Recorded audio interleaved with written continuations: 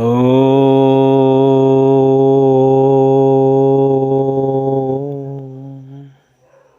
ହୋ ଯେବେ ହେବୁ ତୁ ବ୍ରହ୍ମଚାରୀ, ନୟନ ନ ଦେଖିବୁ ନାରୀ, ତେବେ ଯାଇ ତୁ ଭବସାଗରୁ ଯିବୁ ତରି। ହୋ ଯେବେ ହେବୁ ତୁ ବ୍ରହ୍ମଚାରୀ, ନୟନ ନ ଦେଖିବୁ ନାରୀ।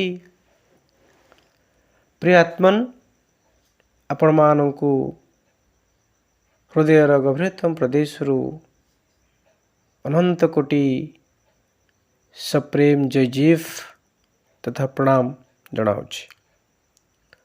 ଆପଣମାନେ ଜାଣିସାରିଥିବେ ଯେଉଁ ବିଷୟବସ୍ତୁଟି ଆଜି ଆଲୋଚନା ହେବାକୁ ଯାଉଛି ବା ଆଲୋଚ୍ୟ ବିଷୟବସ୍ତୁ ହେଉଛି ଯେବେ ହେବୁ ତୁ ବ୍ରହ୍ମଚାରୀ, ନୟନ ନ ଦେଖିବୁ ନାରୀ।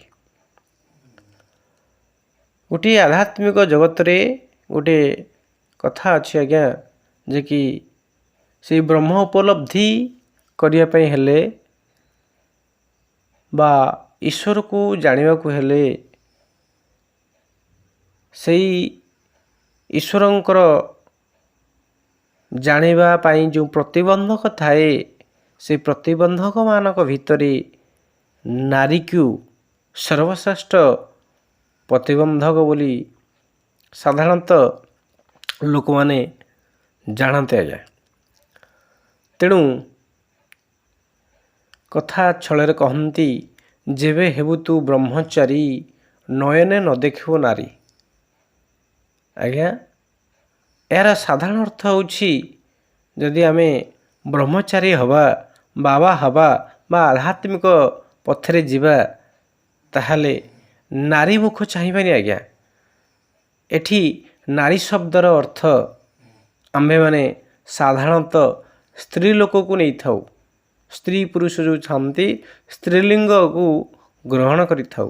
ବାସ୍ତବରେ ଏଠି ସ୍ତ୍ରୀଲିଙ୍ଗ କଥା ଆଜ୍ଞା ନାହିଁ, କାରଣ ସ୍ତ୍ରୀ କେବେ ବି ଆପଣଙ୍କର ସେଇ ଭଗବତ ସ୍ୱରୂପରେ ସ୍ଥିତ ହେବାରେ ପ୍ରତିବନ୍ଧକ ସୃଷ୍ଟି କରନ୍ତେ ନାହିଁ ବା ସେ ଈଶ୍ୱର ଅନୁଭୂତିରେ କେବେ ବାଧା ସୃଷ୍ଟି କରନ୍ତେ ନାହିଁ।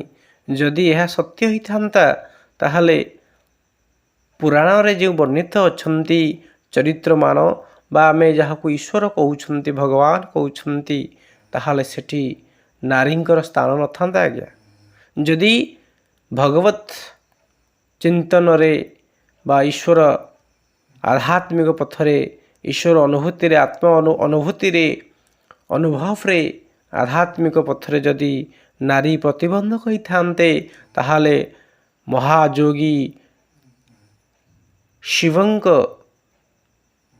ସହିତ ମାତା ପାର୍ବତୀ ଶୋଭା ପାଇନଥାନ୍ତେ।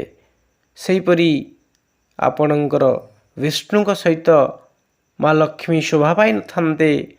ଶ୍ରୀକୃଷ୍ଣଙ୍କ ସହିତ ରୁକ୍ମଣୀ ବା ରାଧାରାଣୀ ଶୋଭା ପାଇନଥାନ୍ତେ। ଏବଂ ଅନେକ ଏପରି ଅଛନ୍ତି ଋଷି ମୁନି ଯେଉଁମାନେ ଗୃହସ୍ଥ ଥିଲେ ଏବଂ ସପତ୍ନୀକ ଥିଲେ, ପତ୍ନୀ ବା ସ୍ତ୍ରୀ ଗ୍ରହଣ କରିଥିଲେ। ଯଦି ଈଶ୍ୱରଙ୍କର ଅନୁଭୂତିରେ ନାରୀ ପ୍ରତିବନ୍ଧକ ସୃଷ୍ଟି କରିଥାନ୍ତା, ତାହେଲେ ଏପରି ଦୃଷ୍ଟାନ୍ତ ମିଳିନଥାନ୍ତା। ତେଣୁ ବାସ୍ତବରେ ଏହାର ତତ୍ତ୍ୱ କ'ଣ? ବ୍ରହ୍ମଚର୍ଯ୍ୟ ସହିତ, ବ୍ରହ୍ମଚାରୀ ସହିତ ନାରୀର ସମ୍ପର୍କ କ'ଣ? ବା ଆଧ୍ୟାତ୍ମିକ ଜଗତରେ ନାରୀ ସତରେ ଏକ ପ୍ରତିବନ୍ଧକ ଆଜ୍ଞା। କାରଣ ବର୍ତ୍ତମାନ ସମାଜରେ ବା ସବୁ ସମୟରେ ନିଶ୍ଚିତ ରୂପରେ ପ୍ରାକୃତିକ ଭାବରେ ସମଗ୍ର ମାନବ ସମାଜରେ ନାରୀଙ୍କର ସଂଖ୍ୟା ପୁରୁଷ ସଂଖ୍ୟା ସହିତ ପ୍ରାୟ ସମାନ ଥାଏ। ଅର୍ଥାତ୍ ସମଗ୍ର ମାନବ ସମାଜରେ ଯେତେ ଲୋକ ସଂଖ୍ୟା ଅଛନ୍ତି ତାର ଅର୍ଦ୍ଧେକ ସଂଖ୍ୟକ ହେଉଛନ୍ତି ନାରୀ। ଯଦି ନାରୀକୁ ଆମେ ସ୍ତ୍ରୀ, ଏଠି ଯେଉଁ କଥା କୁହାଯାଇଛି ଆଜ୍ଞା, ଯଦି ନାରୀକୁ ଆମେ ସ୍ତ୍ରୀଲିଙ୍ଗ ହିସାବରେ ଗ୍ରହଣ କରିବା, ସ୍ତ୍ରୀ ଶକ୍ତି ରୂପରେ, ତାହେଲେ ତାଙ୍କର ଦର୍ଶନ କରିବା ନ କରିବାଟା ଆପଣ ଅସମ୍ଭବ ହେଇଯିବ। କାରଣ ଯୁଆଡ଼େ ଚାହିଁବେ ସିଆଡ଼େ ନାରୀ ପରିଦୃଶ୍ୟ ହେବେ। ଆମ୍ଭେମାନେ ଗୋଟିଏ ନାରୀ ରୂପକ ମା ଠାରୁ ଜନ୍ମ ନେଇଛେ, ମା ରୂପକ ନାରୀ ଠାରୁ ଜନ୍ମ ନେଇଛେ ଏବଂ ପ୍ରତି କ୍ଷେତ୍ରରେ ନାରୀ ସହିତ ସମ୍ପର୍କ ଥାଏ। ତେଣୁ ବାସ୍ତବରେ ଏଠି ଯେଉଁ କଥା କୁହାଯାଇଛି ଆଜ୍ଞା, ଯେବେ ହେବୁ ତୁ ବ୍ରହ୍ମଚାରୀ ନୟନେ ନ ଦେଖିବୁ ନାରୀ। ତେଣୁ ବାସ୍ତବରେ ନାରୀ ଶବ୍ଦ ନ ଆକାରେ ର ଦୀର୍ଘଇ ଯେଉଁ ନାରୀ ଶବ୍ଦ ଅଛି ସେ ତାହା ତ ନିଶ୍ଚିତ ଉପରେ ସ୍ତ୍ରୀଲିଙ୍ଗ ସୂଚକ ବା ସ୍ତ୍ରୀ ଜାତିକୁ ନାରୀ ଜାତିକୁ ବୁଝାଏ। କିନ୍ତୁ ଏଠି ଯେଉଁ ନାରୀ ଶବ୍ଦ ବ୍ୟବହୃତ ହୋଇଛନ୍ତି ଏହା ଏକ ଶବ୍ଦ ନୁହେଁ, ଏହା ଏକ ଯୁକ୍ତାକ୍ଷର। ଯୁକ୍ତ ଅକ୍ଷର ଅର୍ଥାତ୍ ନାରୀ ନ ଯୁକ୍ତ ଅରି, ନ ଯୁକ୍ତ ଅରି ହେଉଛନ୍ତି ନାରୀ। ନ ମାନେ ନୁହେଁ, ଅରି ଅର୍ଥ ଶତ୍ରୁ, ଶତ୍ରୁ ନୁହେଁ। ଅର୍ଥାତ୍ ଏହାକୁ ଯଦି ମୋଟାମୋଟି ଭାବରେ ଏହାର ଅର୍ଥକୁ ଆମେ ଜାଣିବା, ଯେବେ ହେବୁ ତୁ ବ୍ରହ୍ମଚାରୀ ନୟନେ ନ ଦେଖିବୁ ନାରୀ। ଯଦି ଆମେ ବ୍ରହ୍ମଚାରୀ ହେବାକୁ ଚାହିଁବା, ସେ ଆଧ୍ୟାତ୍ମିକ ପଥରେ ପଥିକ ହେବା ପାଇଁ ଚାହିଁବା ବା ଈଶ୍ୱର ଉପଲବ୍ଧି ବା ନିଜ ସ୍ୱରୂପ ଉପଲବ୍ଧି ବା ଈଶ୍ୱର ତତ୍ତ୍ୱକୁ ବ୍ରହ୍ମ ତତ୍ତ୍ୱକୁ ଜାଣିବା ପାଇଁ ପ୍ରୟାସରତ ଅଛେ, ତେବେ ସେଠି ଗୋଟେ ଅନିବାର୍ଯ୍ୟ ସର୍ତ୍ତ ଅଛି। ଆମ୍ଭମାନଙ୍କୁ ସାରା ସଂସାରକୁ, ସମସ୍ତ ପଦାର୍ଥକୁ, ସମସ୍ତ ସମ୍ପର୍କକୁ କେବେ ଘୃଣା କରିପାରିବା ନାହିଁ। କେହି କେବେ ଯେଭଳି ଭାବରେ ଆମ୍ଭମାନଙ୍କର ଶତ୍ରୁ ନ ହୁଅନ୍ତି, ସମସ୍ତଙ୍କୁ ସୁହୃଦ ମିତ୍ର ଭଳି ଦେଖିବାକୁ ପଡ଼ିବ ଆଜ୍ଞା। ତେଣୁ ଯଥାର୍ଥରେ କୁହାଯାଇଛି, ଯେବେ ହେବ ତୁ ବ୍ରହ୍ମଚାରୀ ନୟନେ ନ ଦେଖିବୁ ନାରୀ। ତେଣୁ ବ୍ରହ୍ମଚାରୀ ଯିଏ ହେବ, ଯଦି ତାହାର କେହି ଶତ୍ରୁ ଥାଏ, ଯଦି କୌଣସି ଜାତି ବର୍ଣ୍ଣ ସମ୍ପ୍ରଦାୟକୁ ସେ ଶତ୍ରୁ ବୋଲି ଭାବେ, ତାଙ୍କ ପ୍ରତି ଆପଣଙ୍କର କ୍ରୋଧଜାତ କରେ, ତେବେ ସେ କେବେ ବ୍ରହ୍ମଚାରୀ ହୋଇପାରିବ ନାହିଁ। ଆହୁରି ଗୋଟିଏ କଥା ଆଜ୍ଞା କୁହାଯାଏ, ସେ ବ୍ରହ୍ମଚାରୀ ସହିତ ଗୋଟିଏ ବୀର୍ଯ୍ୟ ରକ୍ଷାକୁ ଗୋଟିଏ ତା ସହିତ ଯୋଡ଼ି ଦିଆଯାଏ। ପ୍ରକୃତରେ ବ୍ରହ୍ମଚର୍ଯ୍ୟ ସହିତ ବୀର୍ଯ୍ୟ ରକ୍ଷାର କେତେ ଦୂର ଗଭୀର ସମ୍ପର୍କ ଅଛି। ବାସ୍ତବରେ ବ୍ରହ୍ମଚର୍ଯ୍ୟର ଅର୍ଥ ହେଉଛି ଯିଏ ବ୍ରହ୍ମ ଭାବରେ ବିଚରଣ କରେ, ଆଚରଣ କରେ, ଚର୍ଯ୍ୟା କରେ। ଯେଉଁଭଳି ଭାବରେ ଆମ୍ଭେମାନେ କହୁ ଜୀବନଚର୍ଯ୍ୟା, ଅର୍ଥାତ୍ ଜୀବନଚର୍ଯ୍ୟା କହିଲେ ସେ ବ୍ୟକ୍ତିଟି କିଭଳି ଭାବରେ ପ୍ରତ୍ୟହ ଉଠୁଛି, କ'ଣ କରୁଛି, ତା'ର ନିତ୍ୟ ନୈମିତ୍ୟ ଜୀବନ କିଭଳି ଭାବରେ କଟୁଛି, ତା'ର ଆଚାର ବିଚାର, ଏ ସମସ୍ତକୁ ନେଇ ଜୀବନଚର୍ଯ୍ୟା କୁହାଯାଏ। ଠିକ୍ ସେଭଳି ଭାବରେ ବ୍ରହ୍ମଚର୍ଯ୍ୟା ଯେଉଁ ବ୍ୟକ୍ତି ନିଜକୁ ଶ୍ରେଷ୍ଠ ବୋଲି ମନେ କରେ, ଶରୀର ମନ ହୃଦୟ ବାଣୀରେ ନିଜର ଭିତରେ ଶ୍ରେଷ୍ଠତ୍ୱ ପ୍ରତିପାଦନ କରେ, ଶ୍ରେଷ୍ଠ ଗୁଣକୁ ଧାରଣ କରେ। ବ୍ରହ୍ମ ଅର୍ଥ ଶ୍ରେଷ୍ଠ, ତେଣୁ ସବୁଥିରେ ଶ୍ରେଷ୍ଠତ୍ୱ ଆଚରଣ କରୁଥିବ, ନିଜକୁ ଦିନହୀନ ଅକିଞ୍ଚନ କେବେ ମନେ କରୁନଥିବ, ସାରା ଜଗତକୁ ବ୍ରହ୍ମ ବୋଲି ମନେ କରୁଥିବ।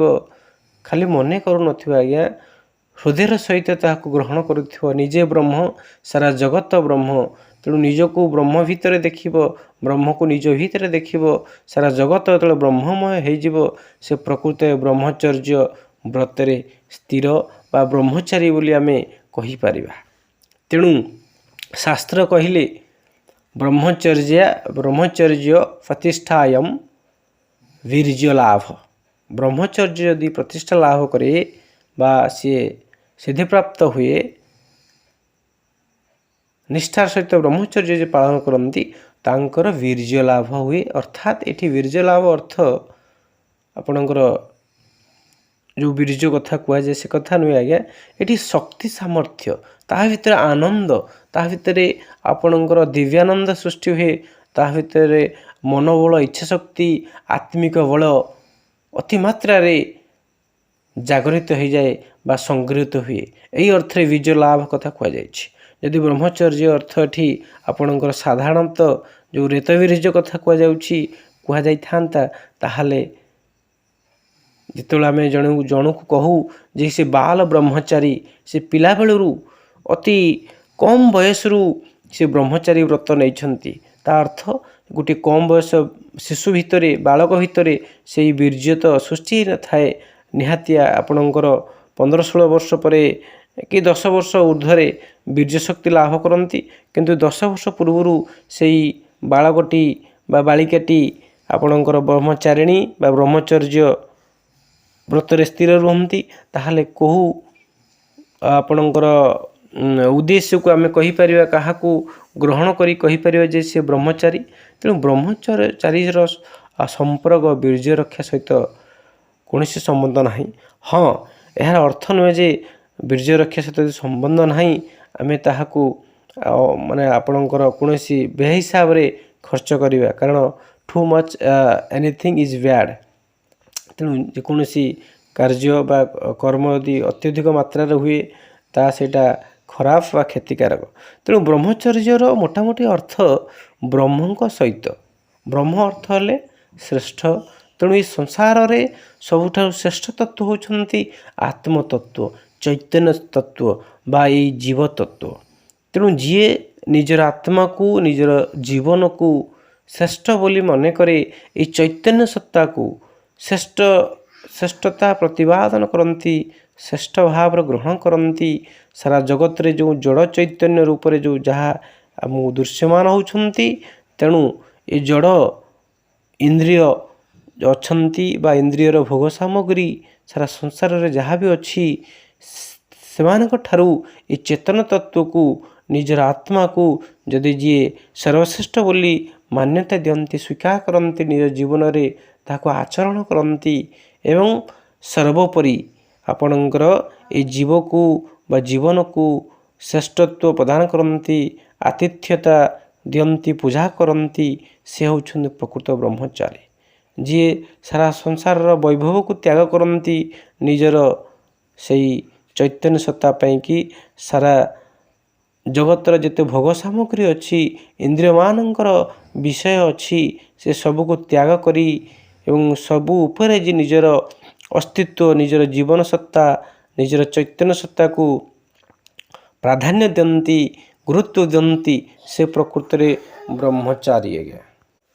ତେଣୁ ବ୍ରହ୍ମଚର୍ଯ୍ୟ ବା ବ୍ରହ୍ମଚାରୀ ହେବାକୁ ହେଲେ ଆମମାନଙ୍କୁ ଯେଉଁ ଭ୍ରାନ୍ତ ଧାରଣା ଦିଆଯାଇଛି ଯେ କି ବୀର୍ଯ୍ୟ ରକ୍ଷାକୁ ହେବ ଏବଂ ନାରୀ ଦର୍ଶନ କରିବାକୁ ହେବ ନାହିଁ, ନାରୀ ମୁଖ ବା ସ୍ତ୍ରୀ ଲୋକ ଚାହିଁବାକୁ ହେବ ନାହିଁ, ଏସବୁ ଯେଉଁ ଭ୍ରାନ୍ତି ଅଛି, ଭ୍ରମ ଧାରଣା ଅଛି, ଭୁଲ ବୁଝାମଣା ଅଛି, ସେଥିରୁ ଆମେ ଦୂରେଇ ଯିବା।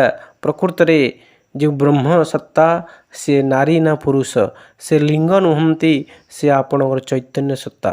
ସେ ସୁଖ ଦୁଃଖ, ଭଲ ମନ୍ଦ, ହାନି ଲାଭ, ସତ୍ୟ ଅସତ୍ୟ ବା ଆପଣଙ୍କର ଏ ଯେଉଁ ନାରୀ ପୁରୁଷ ଠାରୁ ଉର୍ଦ୍ଧ୍ୱରେ ସେ ଏକ ଚୈତନ୍ୟ ସତ୍ତା। ତେଣୁ ପ୍ରକୃତରେ ଗୃହସ୍ଥ ହିଁ ପ୍ରକୃତ ବ୍ରହ୍ମଚାରୀ। ପ୍ରକୃତ ବ୍ରହ୍ମଚର୍ଯ୍ୟ ବ୍ରତ ଯଦି ଗୃହସ୍ଥ ହିଁ ପାଳନ କରିପାରିବ, କାରଣ ଅଷ୍ଟାଙ୍ଗ ଯୋଗରେ ଆସୁଛି ଆଜ୍ଞା ବ୍ରହ୍ମଚର୍ଯ୍ୟ କଥା ଆସେ ଆଜ୍ଞା, ଯମ ନିୟମରେ ବ୍ରହ୍ମଚର୍ଯ୍ୟ କଥା ଆସେ। ତେଣୁ ପ୍ରକୃତ ବ୍ରହ୍ମଚର୍ଯ୍ୟ ଯିଏ ପାଳନ କରିବ ତା ଜୀବନରେ ବୀର୍ଯ୍ୟ ଲାଭ ସେ କରିବ। ବୀର୍ଯ୍ୟ ଲାଭ ଅର୍ଥ ତା ମନୋବଳ ବଢ଼ିବ, ଇଚ୍ଛାଶକ୍ତି ବଢ଼ିବ, ଆତ୍ମିକ ବଳ ବଢ଼ିବ ଏବଂ ସାରା ସଂସାରକୁ ସେ ଗୋଟିଏ ଆଦର୍ଶ ଗୃହସ୍ଥ ରୂପେ ନିଜକୁ ପ୍ରତିଷ୍ଠା ଲାଭ କରିପାରିବ, ପ୍ରତିଷ୍ଠିତ କରିପାରିବ, ଯାହାଫଳରେ କି ସାରା ସଂସାରରେ ଆନନ୍ଦର ବା ସୁଖର ବାର୍ତ୍ତା ସେ ଅନ୍ୟମାନଙ୍କୁ ଦେଇପାରିବ। ତେଣୁ ଆସନ୍ତୁ ପ୍ରକୃତ ବ୍ରହ୍ମଚାରୀ ବ୍ରତରେ ଆମେ ସ୍ଥିର ହେବା ଏବଂ ବ୍ରହ୍ମଚାରୀ ବ୍ରତ ମାଧ୍ୟମରେ ସାରା ଜଗତକୁ ଶତ୍ରୁ ଭାବ ନୁହେଁ, ସାରା ଜଗତକୁ ମିତ୍ର ଭାବରେ ଗ୍ରହଣ କରି ବସୁଧୈବ କୁଟୁମ୍ବକମ୍ ଯେଉଁ ଆଦର୍ଶ ଅଛି, ସେଇ ଆଦର୍ଶରେ ସାରା ବିଶ୍ୱକୁ, ସାରା ବସୁଧାକୁ ଗୋଟିଏ କୁଟୁମ୍ବ ରୂପରେ, ଗୋଟିଏ ପରିବାର ରୂପରେ ଗ୍ରହଣ କରି ନିଜ ଜୀବନକୁ ଆନନ୍ଦିତ, ସୁଖମୟ ଏବଂ ଆପଣଙ୍କର ଆତ୍ମା ଅଭିମୁଖୀ କରାଇବା, ଯାହାଫଳରେ କି ମାନବ ଜୀବନ ସାର୍ଥକ ହୋଇପାରିବ। ଏଣୁ ଆଶା କରୁଛି ଆପଣମାନେ ନିଶ୍ଚିତ ରୂପରେ ବ୍ରହ୍ମଚର୍ଯ୍ୟ କ'ଣ, ବ୍ରହ୍ମଚାରୀ ବ୍ରତ କ'ଣ ଏବଂ ନାରୀ କିଏ ପ୍ରକୃତ ତାର ତତ୍ତ୍ୱ ଆପଣ ବୁଝି ସାରିଥିବେ। ତେଣୁ ଏହାକୁ ଜୀବନରେ କାର୍ଯ୍ୟରେ ଲଗାଇଲେ ନିଜେ ଆପଣ ସଫଳୀକୃତ ହେବେ ନିଜ ଜୀବନରେ। ଏତିକି କହି ଆପଣ ସର୍ବାଙ୍ଗୀନ ଉନ୍ନତି କାମନା କରି ବାଣୀକି ବିଶ୍ରାମ ଦେବି। ସପ୍ରେମ ଜୟ ଜୀବ।